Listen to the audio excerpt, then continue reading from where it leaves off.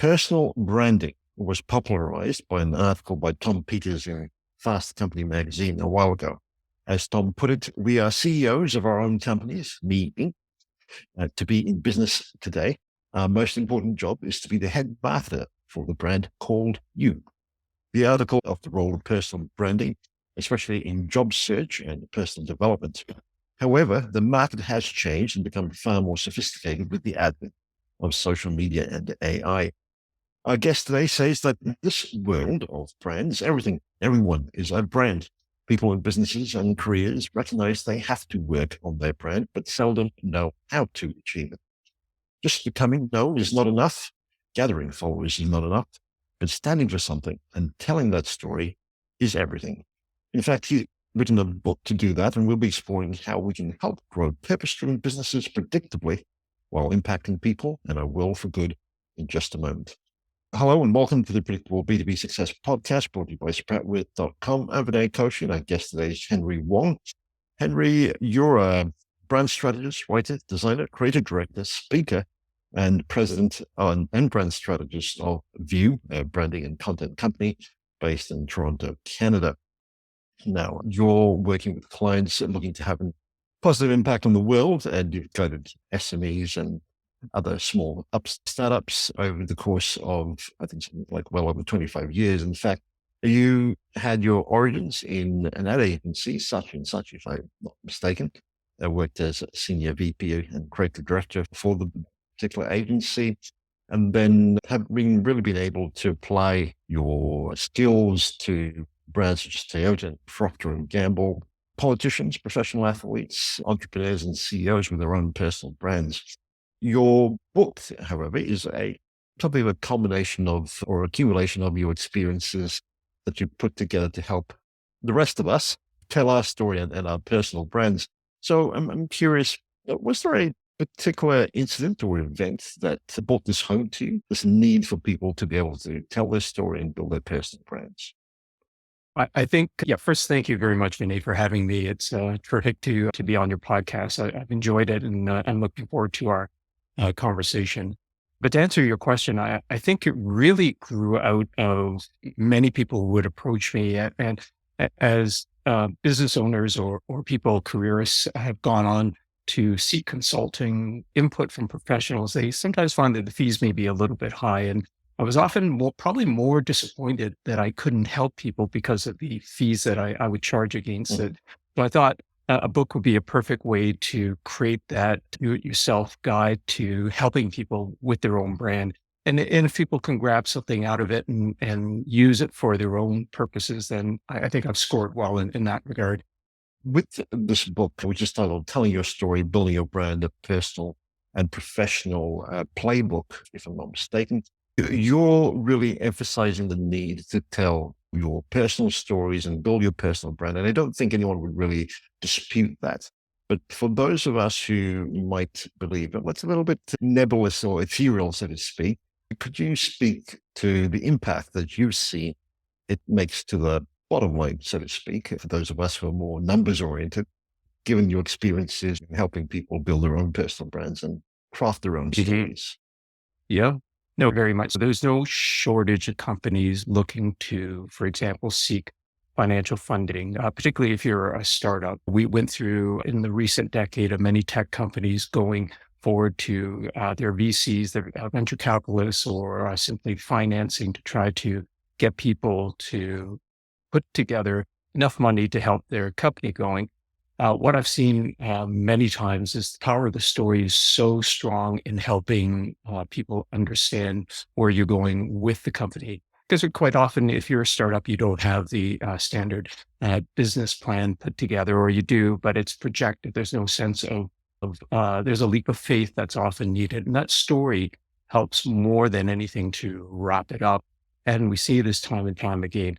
On a very negative level, Elizabeth Holmes with Theranos told a very good story and got a lot of funding and got a lot of people behind her. So unfortunately, it didn't turn out. But the impetus of using story and getting people on side is very much a part of it. A practical situation, I would say, worked with a number of different companies. Currently, there's one that has a mission to really to feed the world in terms of supplying very healthy food.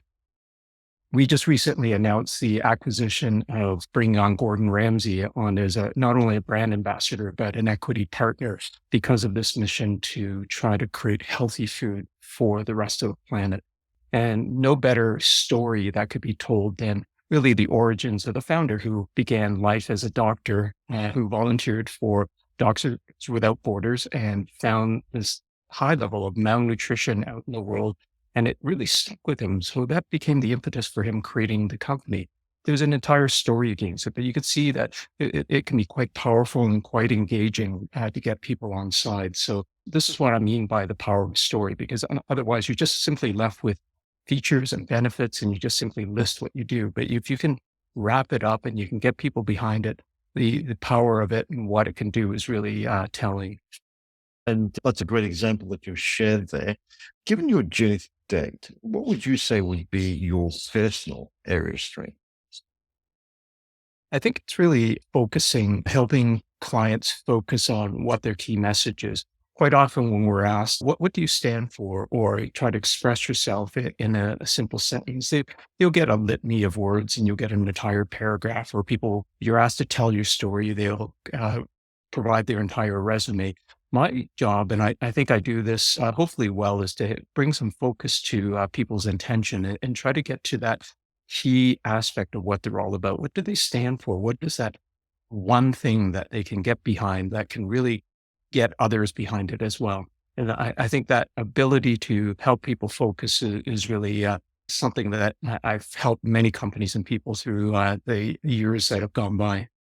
On the face of it, it would certainly make sense, but I'm curious, from a business point of view, what would you say is something that businesses don't know but should in that personal area of strength? In regards to the branding side or personal? Your personal area of strength. So this idea of bringing focus to people's story. Mhm. Quite often when companies engage a creative agency like mine, they think they're hiring the creativity or that out of the box thinking. Really what it is that if an agency does their job well, and if I do my job, I add a certain discipline to the whole process. It should be methodical. It should be a step-by-step approach so that you can see from A to B how we're going to progress and build the narrative, build the message, build the positioning, and the resulting creative that comes out of it. If it simply jumps to the creative, then you're really left to opinions. And that really doesn't do anybody good in terms of exacting a direction that from a strategic point of view of where the company should be in the marketplace. Okay. And if I could put this a little bit differently, almost building a system or a process to engineer an outcome that not just allows you to tell your story and build your brand, but to actually make tangible impacts on people's lives and the outcomes that they would get from using your product, service, or even hiring you. Very much. I think many branding companies that come on are, and it's not by fault of the agencies themselves or the companies, but often it's disconnected from the business side or the marketing side. So you may come up with a brand and you've figured out what that short form is, either the visual or the words, the tagline, the slogan, what the company is all about, what the culture is all about. But what is the operational side? How do you bring that to life? How does that exact itself from the marketing point of view that can be realized in all the different media forms? And I think that's key to the success, that if it can't be brought into that world, then really what you have is simply a brand that sits there. And in applying this system or process to this idea of building a person's brand that connects to their businesses, your first suggestion, if I understand this correctly, is to perform an audit. Would that be correct? Correct. Yeah. So an audit is very important because quite often if I asked you to tell me a little bit about yourself, you're really looking at it only through the lens of your eyes. So a proper audit would take into account what your presence currently is, let's say online and social media, what other people perceive of you, previous, let's say, clients or bosses, people who know you through and through. That sort of audit, and if you were a product, we would research it thoroughly. In fact, there have been times where we take the person's name or their entity as a person to the market through some research to get a little bit of a perspective on it. Now, all of that doesn't mean there's only one direction, because those multiple inputs are really key to forming the full picture. Quite often we rely just simply on market research when in fact there's your story, how other people perceive the story, and then add the objective marketplace as well. When you begin to fold all of that in, you really get a clear picture of what you're all about. From that, you can gain some wonderful insights into the person, what they ultimately can stand for. But it's the human insights that we're looking to gather. How do you connect well with people? On what sort of level? Is it because you are wonderfully empathetic and everybody buys into the way you are? Is it the certain presence that you have, the way you dress, the speech patterns that you have people that engage people? We try to find those key notes that will allow us to begin to build certain brand traits. And from that, you begin to build the whole entity of the ship of the brand of what you stand for. That on the surface level sounds quite comprehensive. But I'm curious, how do you actually measure the various aspects that go into a brand? Yeah, especially when it comes to emotions and things of that nature. It can seem quite intangible to most people. Do you have measures in place, or is there a scale or something of that nature that you pitch people's particular traits or abilities on? How does this work? I think a lot of it really does come from making that human observation. So quite often you can get a tangible measure. So it could be a quantitative study, meaning if I interviewed 1,000 people and I got this response about you in terms of what your personality traits are, then likely you are that way, but it doesn't mean you need to stay that way. What it means is that we have a measure on that aspect. There's the quantitative side that I've talked about, but there's also the qualitative side, those insights, those little stories that connect with people that are examples of it. And that may be an area that we can move the person into that doesn't exist. And it's a little bit more in terms of politicians, for example. That's a perfect example. They may be perceived one way, but there's an aspect and a small audience within that might perceive them another, that may allow a certain growth or success based on it. And looking at that and where the occupation of that in the marketplace is really key to that person's positioning ultimately, and finding that place in the market and their place in the world that they can connect with everyone. Mm. Well, with this idea of trying to understand a particular person's, which I say, ability to resonate with others, it seems as though you're doing surveys or interviewing some of the people that they speak to or the audiences they speak to. Would that be a fair comment? And that's certainly on a bigger, much bigger, grander Right. scale when there's obviously the time and the resources and the budget to go against it. Quite often, when people are trying to simply navigate their own career and trying to figure out what they are, it's on I guess, a much smaller, different scale. And that could be done through personality tests. There are many things online. There are professionals that can engage you. You can get a better sense of it. You can get your employee performance report if it resonates well enough with you.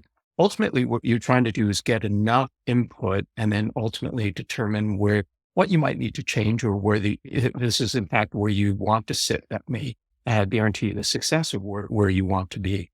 Ultimately, that place you want to be is, and if you look at it from a product or a service that you're putting into the market, you're trying to occupy that space that perhaps nobody else does. Zig when you don't zag. Find that place that's a little bit different. In my book, I talk a little bit, and a prime example is for those who are very much into, let's say, kung fu movies. A perfect example I noticed in the movie world was we see a resurgence of Bruce Lee and his philosophy and his martial arts and movies that are quite set amongst kung fu fans. Along came someone named Jackie Chan, who in the beginning wanted to imitate him just like everybody else. That positioning in the market was what the audience wanted. When he began finding his own voice and becoming a little bit more of a clown and a little bit more of someone who could uh, put together stunts and humor and comedy, he found his place. That's a perfect example of finding a place in the marketplace. And he stood out as a result of that because he wasn't trying to be the same as everybody else or against the main competition at the time. So, what would be your advice to someone who's trying to find their niche in the marketplace or their? I think in the book you call it you're finding your superpower. Mhm. I think ultimately there's again two aspects to it. One is really looking at the marketplace and what you can offer that maybe somebody else doesn't. If you're one of many, then you will always be considered one of many. A true brand stands out in the marketplace. It finds that heart and soul that you can connect with people on that front. Whether you're simply an office worker or a professional in another field, a chef, let's say, you're trying to find ways in which you can dole out differences. What makes you unique? Discovering that is part of the journey, and I think part of the personal growth that we all like to go through that allows us to build ourselves around that. So I think it's key and important that people begin to do a lot of self-examination, begin looking at what they're all about, and looking at how they can find their place in the world and how they might differ from everybody else. Mhm. Certainly.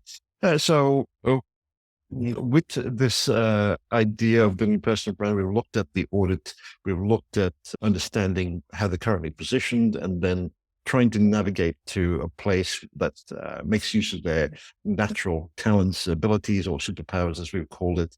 Um, how do we put the pieces together in order to not just position themselves in the right way, but to also start creating narratives that support that persona that we're trying to portray to the world, or that message that we're trying to portray?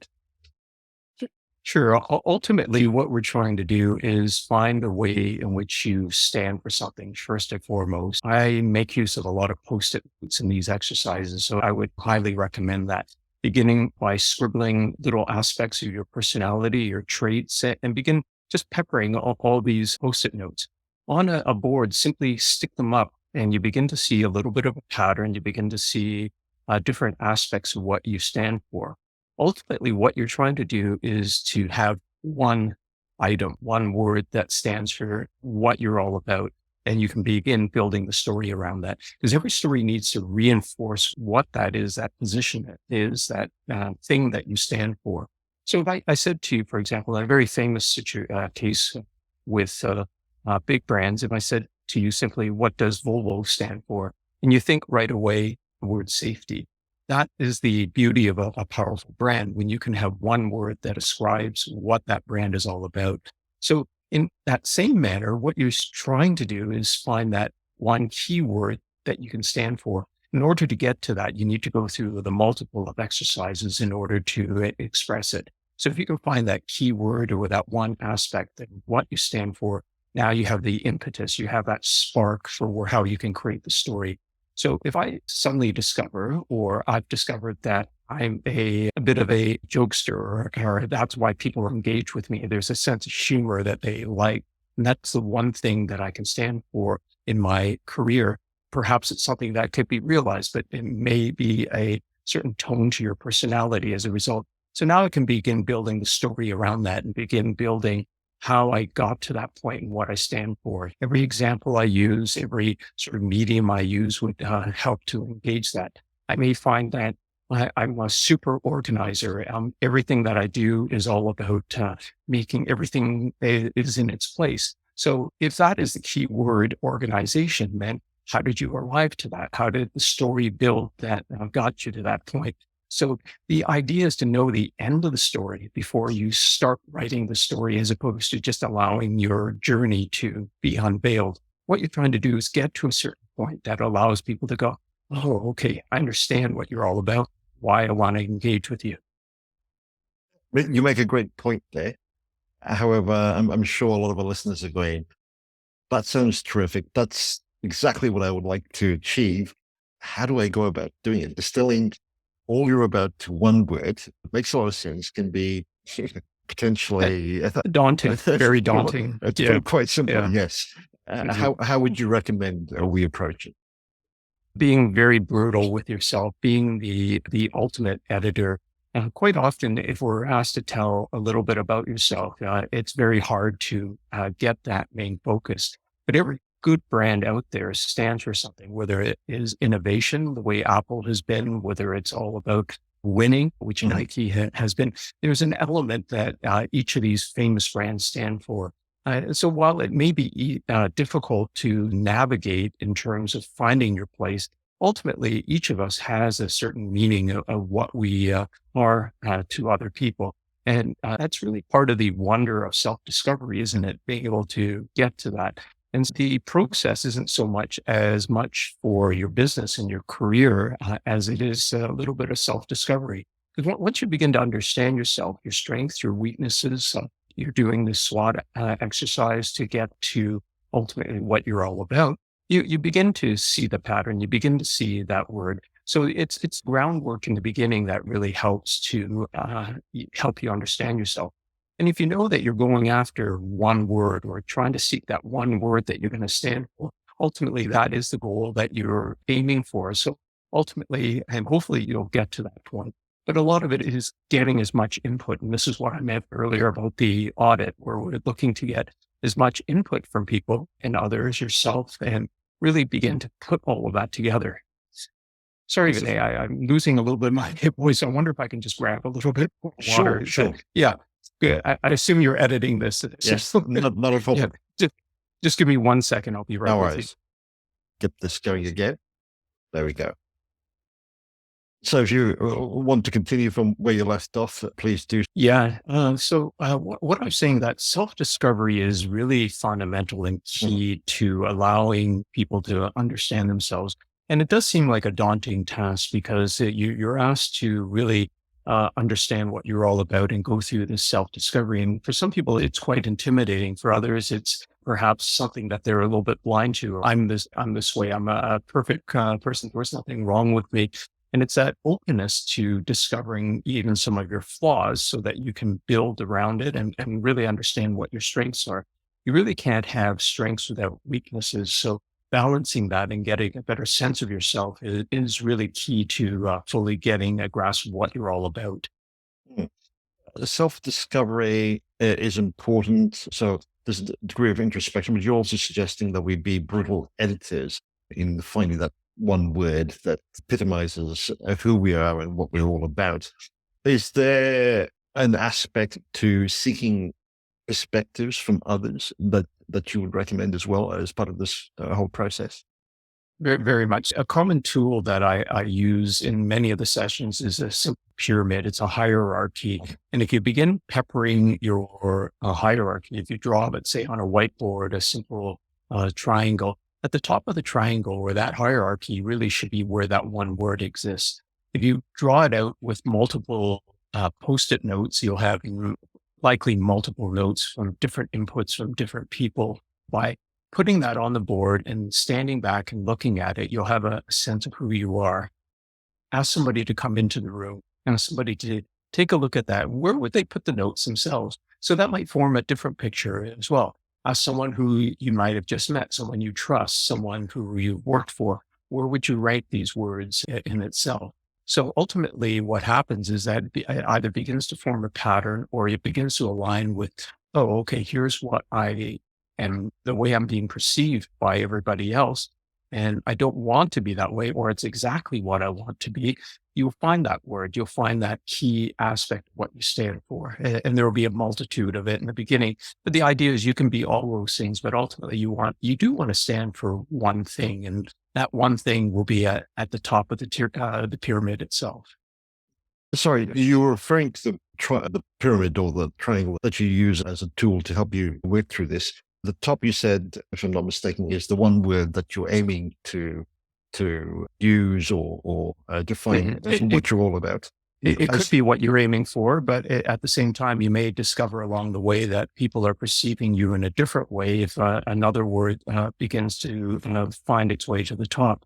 What you have to resolve, is this where I want to be? Is this how I want to be perceived? Or is this where I ultimately want to be? So reconciling that is really important because it may not connect. How you perceive yourself may ultimately not connect with people in terms of what you stand for. And the work is often, what do I need to do to change that perception that people have? And that's often the case with many products that are advertising, of course. Sometimes it's to change the perception of where you are in the marketplace, or it may exactly be where you're in the marketplace, or nobody knows what you are yet in the marketplace. So it's up to you to define yourself. And that's the beauty of formulating a brand sometimes.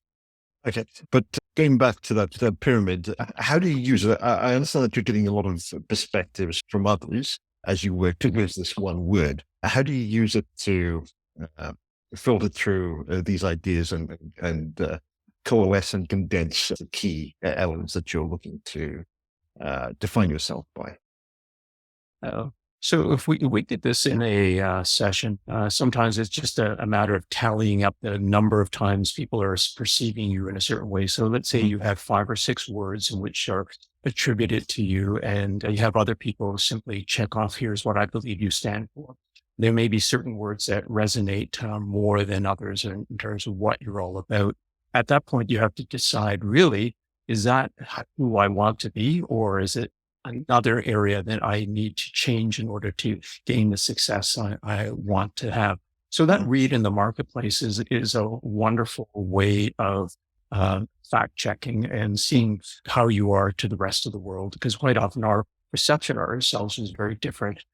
Sometimes we're more critical, sometimes we gloss over it, and the best, and I'm going to say self-deluded, but sometimes the best, most successful people tend to be a little bit deluded anyway, because they just forge ahead regardless of how people are perceiving them.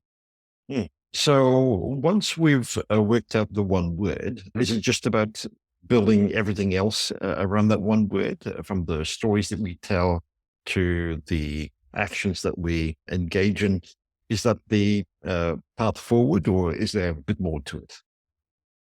I think that is the aim in which you're now building everything else. So in a way, you have a lot of input in terms of all this information that leads to the one word. And then now you're reverse engineering it to allow you to build the story around it. So if I stand for, let's say, a certain type of daredevilness in the way I approach business, and that, how do I get to that point? What are the little instances that help to shape that potential narrative? So if I'm building an entire brand, let's say around the fastest motorcycle that's out there, but I was trained as a young child when my father used to take me out on the track, and we used to speed around. And that's how I developed my love of it. You have the beginnings of the origin story at the same time. But that example is really a demonstration of how the end story point connects with perhaps an earlier story point. So everything you begin to shape around that can help fulfill what your story is all about. You almost want to create a series of, what should I say, subtopics, if you will, from that one Illustrations, word. really. Yeah, that you want to speak about it and develop narratives around each of those, some of which you may already have, but some are yet to be fleshed out. Would that be a correct way of looking at it from a systems point of view? Yeah, you're really ultimately looking for those different illustrations to prove that point to other people. And that, again, is the third test along the way, because you need to be able to have people believe in that you can deliver on that point. So what are the instances? What are the examples? What are the case studies? And while I talk in a lot of theory, it's not really meant to be all super heavy in the workload for the individual. It's really part of that self-examination. And many of us have those examples already built in as we begin thinking back on our career and our life and how we got to where we are. We can often mark those points. And it's very similar to movie plot points, of course, how you got to that ultimate pinnacle of where you are. Some of those little instances, as you retrace a little bit of your history, become sometimes a little bit embellished. And as we can imagine, sometimes they become just simple instances and proof points to who we are today, of course. I wonder if you could talk to us about emotion. Obviously, emotions play a key part in being able to land a story as you want to with your audiences. But in terms of coming up with that one, there are obviously strong emotions that people feel with any particular word. Should we put some thought into it, into the kinds of emotions that we want to evoke in people as we figure out that one word that kind of sums us up? If so, how should we think it through from an emotional point of view? Think of the one word or those series of words or your story really as the content itself. It really lays out exactly what you're all about. If your resume, for example, is well put together, it really forms the content. If it tells the story of what you're all about in terms of what you stand for and that key word, all of it will be there. Now, the thing that's often missing is that cold warmth and warmth that often goes along with it. So what I mean by that is if I simply lay out a bunch of facts for you and tell you what I'm all about, it can be fairly dry and perhaps a little bit uninteresting. The idea of attaching emotion to it is really to create that connection with your audience, that empathy. And quite often we'll see that in stories. I could tell you a story very coldly that there was a girl who once went into the woods and went to her grandmother's house and discovered a wolf and was eaten by the wolf. It's a very cold story and it's more factual.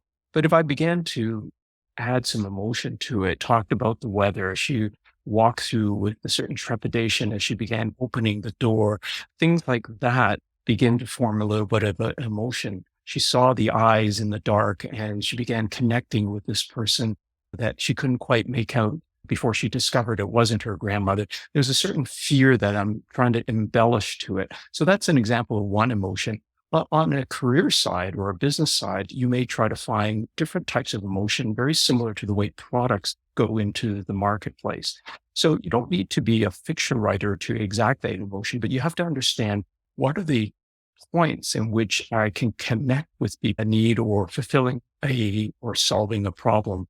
So if I answer a certain amount of, alleviate a certain amount of anxiety for a type of service that I provide, that's an emotion that's satisfied. If I tickle someone's funny bone, that's another sort of emotion. But what you're trying to do along the way, and not just discover what you stand for and what that word is, what is the emotion that you can satisfy for people that in terms of your skill set and the ability that you have to offer the marketplace? Brilliant. And apart from emotions, you're also looking at people who resonate around that word and certainly the emotions associated with it. So is there something to be said about looking to build a bit of a community around the cause that you said that one word that really comes out of that one word that you're all about? Mhm. Ultimately, you do end up standing for something as you build your brand. As you begin to share your brand and tell your story, particularly if you're a founder of a company or you're trying to build up a business, there's a certain mission that you have. I tend to call it more of a purpose. You have a purpose for why you've created this company. If you're able to share it in such a way that you have a mission in this world to, let's say, change the way computers are being used today is to more of something that is a little bit hands off, a little bit more brain connected through AI, let's say, there's a certain not only story that you're telling, but at the same time, there's a certain need that you're having in the marketplace.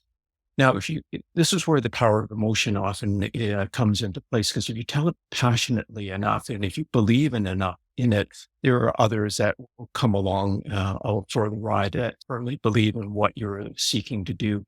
So, if you look at different success stories, often there's a personal mission that's attached to it. To people who found clothing companies or certain types of mountain gear, let's say, there's a belief in what they do. And so you look at Patagonia and what they've done, believing that everything they do should have not a negative effect on the world, leave it a better place than where I started. There's a certain mission in which that company has been created.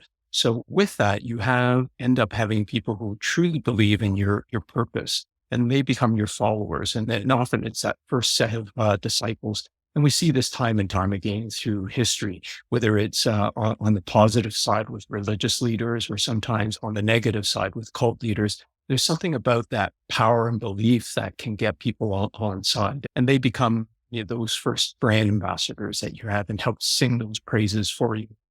Mm, certainly. I can understand what you're talking about from the perspective of, say, the founder of a company.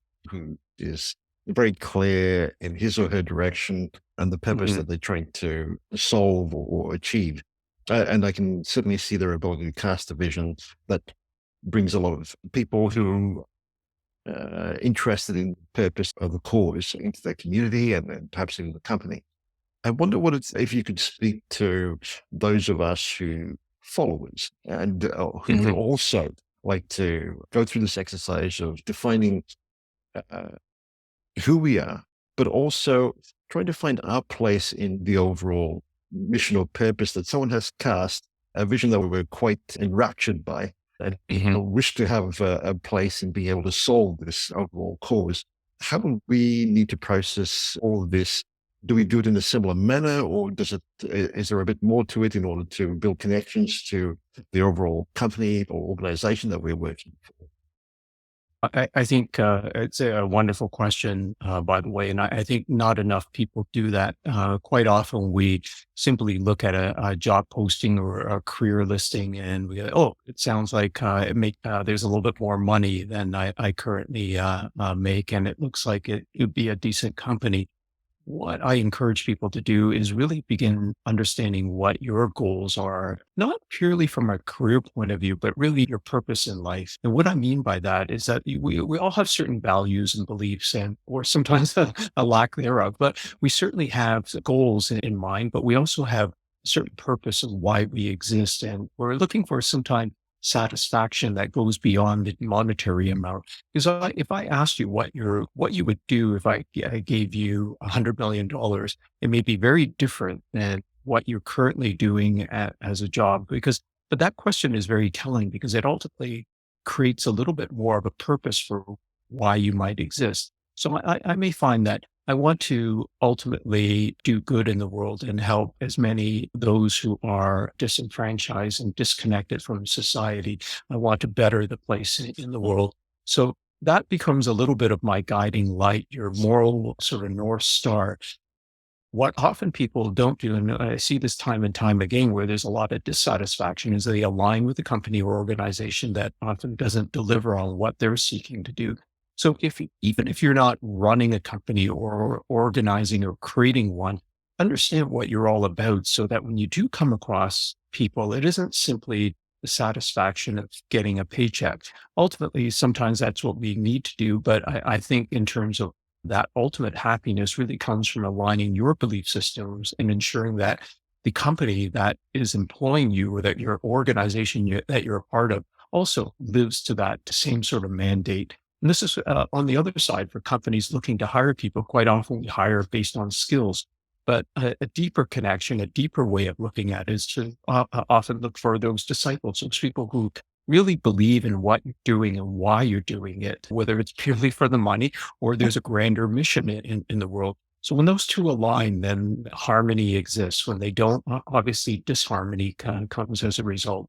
So that self-examination, even for somebody who isn't in a leadership role, to fully understand themselves and how they can sell themselves in the marketplace has a added benefit of understanding yourself and how you might be able to connect with a company that can help fulfill you in other ways you never thought possible. Right. What about motivations? I often don't hear much of a conversation around examining people's motivations. I can completely understand that we might be able to ask people questions and help them unpack stories that certainly could lead to alignment with the overall purpose and cause that a organization is trying to solve.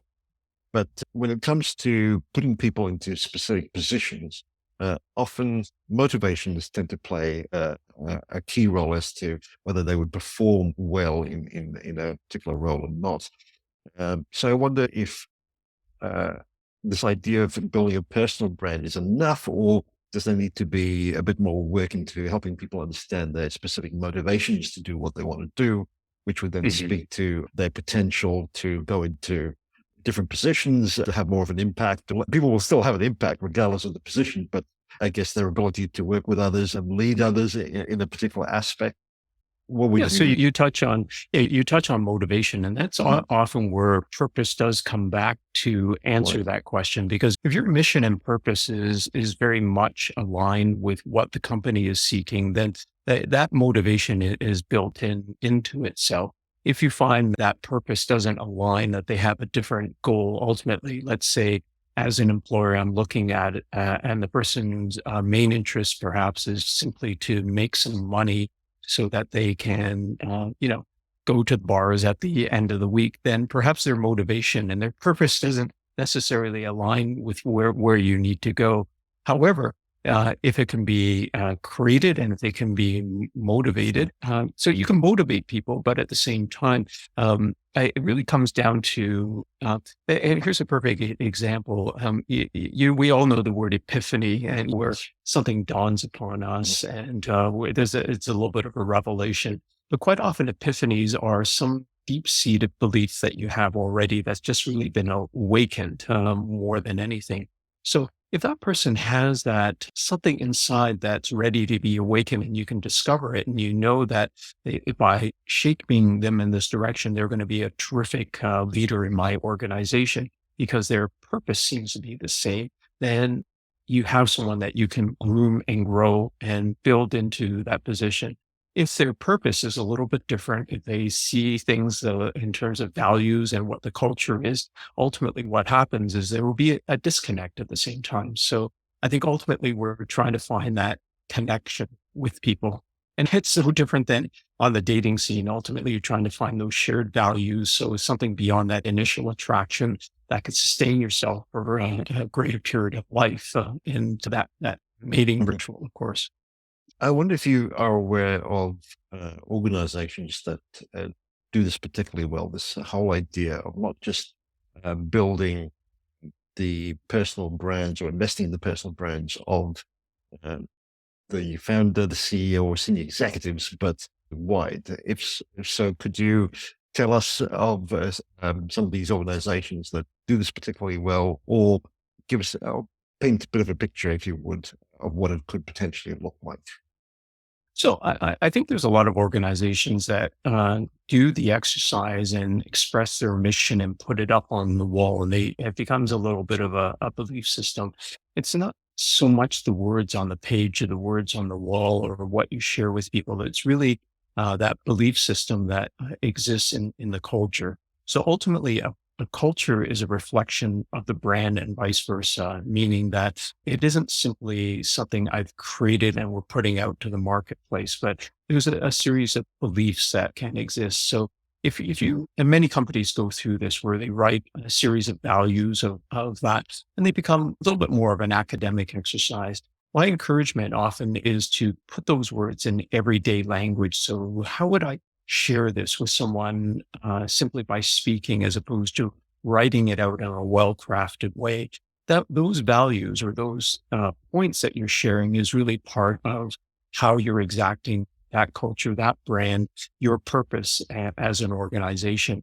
So having that down on paper is one thing. Having and living and breathing it is certainly another. So it's often what our kids will call us out on. If Mhm. we do something that is against what we told them, when we become a little bit of a hypocrite in that way, look for a way of building a non-hypocritical culture. So Mhm. if you're going to be a company that is environmentally friendly, fully sustainable, believe in it and exact it and make sure that you live and breathe it.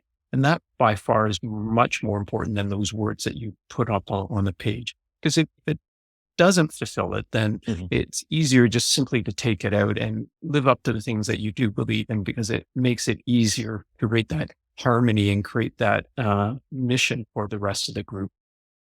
This idea of forming a cult like following has both positive and negative connotations depending upon where you sit. But it's an interesting perspective in terms of being able to build a community that are avid supporters of your particular mission or cause. From a business point of view, especially in the B2B space, a lot of businesses would be viewed as somewhat boring. How would you suggest that we invest in this exercise in order to form something of a cult following? The cult-like following really begins internally. You may bring clients and customers on board as you get into the marketplace, but if your disciples or your employees can't live up to it or believe in it, then it's very difficult to go outside of it. If you're in the world of business to business, quite often, we see this time and again with many companies, you provide the same services or similar products to that everybody else does. What is the one thing that you can potentially build passion around? It may be we relegated sometimes many of our business relationships to transactions, but ultimately if it becomes just a simple cash transaction in terms of, well, you've offered the best price, so I'm going to go with you, then you really haven't won out as a brand. What you're hoping to do is create added value by sharing something that goes well beyond the price equation. That examination within the company could be better customer service. Let's say the engineering that's gone into building the product. Perhaps it's the ability for the head of the company to personally touch every aspect of it, or maybe there's an aspect of the company that everyone can live up to. By getting behind that, you're forming a certain type of emotional relationship, and this is what perhaps your earlier question alluded to, that we're trying to build the emotional bridge to people and finding what you stand for on an emotional level. You can begin to build that, and you can begin to build that added value that perhaps somebody else couldn't do simply by selling the product itself. Mm, Brilliant. I'm just doing a quick time check here, Henry. This has been a very fascinating conversation. I'm sure we could keep going for quite a bit, but I'll try and bring things to a close here. The book, Telling Your Story, Building Your Brand, a Personal Professional Playbook, is obviously, from what you've been saying, worth the read. And I believe it's available on the major retailers. We put a link to that in the show notes. But I'm curious, are there perhaps a couple of aspects, this idea of building and connecting your personal brand with the overall brand of the organization, that you find doesn't get talked about very much? If so, what would they be? Oh, sorry, could I trouble you to maybe repeat that? Yeah. Are there a couple of aspects around this idea of building and connecting your personal brand with that of the organizational brand in order to predictably grow your business, that you find doesn't get talked about very much? If so, what would they be? Yeah. So I often find this with founder brands as well. An individual starts a company, there's a certain belief system, and we know those who are entrepreneurial in the audience quite often. There's nobody else out there that would work as hard as you, that would put as many hours in it, that be as passionate about what you've created as you have. But you can create an entity and a culture around it. Often what happens is that as the founder moves on and is looking to retire or move out of the business, how do they input that into the company to ensure that those points stay with them? Because quite often the success of a company has been a result of that individual personally handling things or shaping the way the company is. Begin removing that, and sometimes the company doesn't exist. As an entity, you're trying to create value. If you're ultimately looking to sell, of course, of an organization, of a company that can exist without you. So part of that is the systems you've put in place for the mechanical success of the business. The other part is the often what we refer to as goodwill, those aspects and brand that comes into play that has a certain value to it. The key, of course, is to create enough of those disciples and those people who can live the way you do, that represent the company the way you do. And quite often, company owners simply look at, again, their business as a type of value in which there's certain assets and there's a certain value, and I'm going to end up selling it. But if you can create that brand and you can create that wonderful goodwill, there's an undefinable, and we see this in many brands that have greater value than what's simply on paper because of what they represent to people.